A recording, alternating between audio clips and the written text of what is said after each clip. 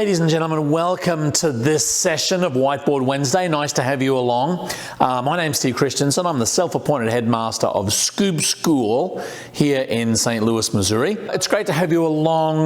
Look, we refashioned the Whiteboard Wednesday theme. I felt it was kind of a little bit low quality and it just wasn't what we really wanted. So without further ado, I'd like to introduce to you the new and improved Whiteboard Wednesday theme. Take it away. Here we are at the board. Whiteboard Wednesday is here once more. Yeah, we'll have some fun, use some pens, spending time with our friends. Anyway, we probably spent a lot more time on that than we needed to, but we felt that it was important for the brand. This is a question actually that a lot of people ask. It's a great question, and I do want to thank our episode sponsor, which is Lloyd's of Pennsylvania, or as I like to call them, La Lloyds, because they're spelled L-L-O-Y-D-S. They are purveyors of beautifully rich UHT ice cream mix, custard mix, gelato mix, soft serve mix. Andy's the good-looking son, Barry, the older, distinguished food scientist. Together, they're like the Shazam of mix suppliers.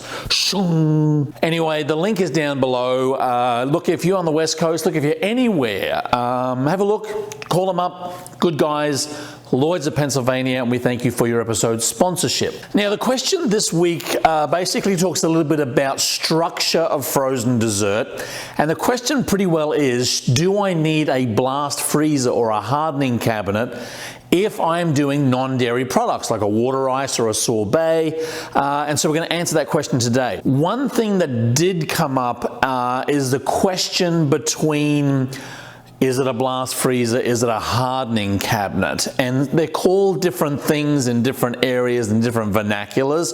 We will touch on that tomorrow. So let's kind of say, for the sake of discussion today, we're talking about hardening cabinet / blast freezer. Anyway, so let's say we have a container of ice cream here, and it's made up of a number of different things. The structure of ice cream, we're talking about a dairy-based ice cream.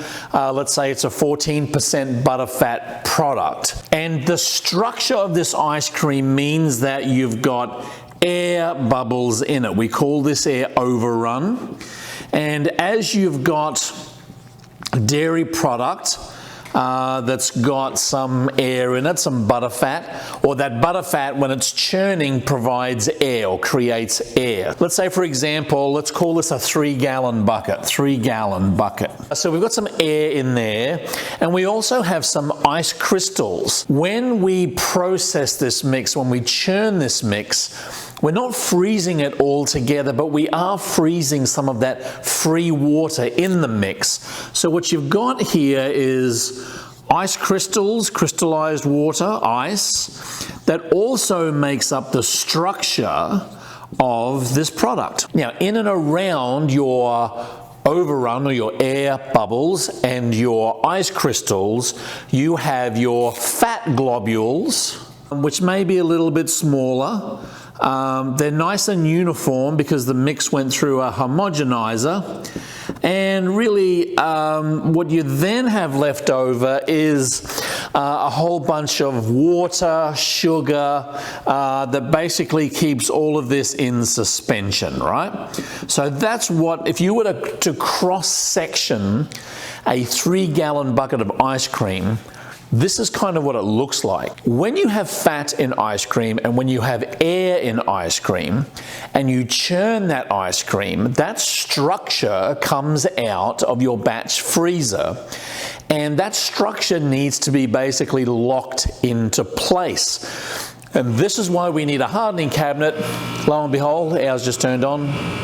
This is why we need a hardening cabinet / blast freezer, because we want to lock this into place. We want to lock that structure into place. If I were to take this bucket of ice cream and put it straight into my dipping cabinet, what happens is I'm going to get some settling because my air structure here is going to start collapsing. It's not being locked into place. It's taking too long to freeze this down to, let's say, -20. And so I start to lose air structure, and my ice crystals start to melt a little bit because, again, I'm not bringing that product down to temperature straight away. And so my ice crystals start to get a little bit smaller as well. And what you end up finding is a 3-gallon bucket that you extracted out of the batch freezer ends up being maybe a 2 1/3 gallon bucket of product because everything's kind of collapsed. Now, the beauty of a non-dairy product is you don't have the same structure. You don't have air. So if you were to take the air and the butter fat out of this process, you might have something that looks like this. Well, let's clear this board. I don't know which way my head was facing when I shinged it. Was it like this? Or was it like this? When you don't have fat, you don't have a lot of air. What you basically have is sugar and water. And the sugar and water and the flavor profile, it might be an artificial flavor profile like water ice, or you might be using a puree or some fruit or berries in a sorbet. You don't have a lot of air. In fact, you hardly have any air. So you don't have that billowy or inflated structure. So I can take a water ice or a sorbet and I can put it straight into the dipping cabinet because I don't have to account for overrun and fat. Now, is it problematic if you want to put your water ice or sorbet in the blast freezer hardening cabinet? No, not at all. If you wanted to rotate it through pretty quickly, you wanted to harden it up, maybe you've got a good pint business where you're pinting up your water ice or your sorbet, then that's fine. You can put it in there, but you don't need to for serving. You do need to if you've got overrun and butter fat, because as I say, you've got to keep that structure. Was it worthy of Whiteboard Wednesday? Absolutely. You've got to throw some of this stuff up on the board. And look, if you have a Whiteboard Wednesday problem, question, concern, conundrum that you would like us to handle on the more technical nature of ice cream, we're more than happy to help out.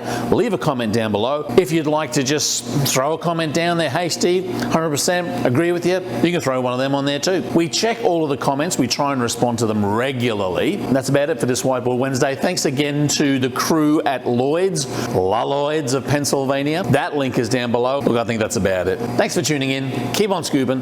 See you in the next video.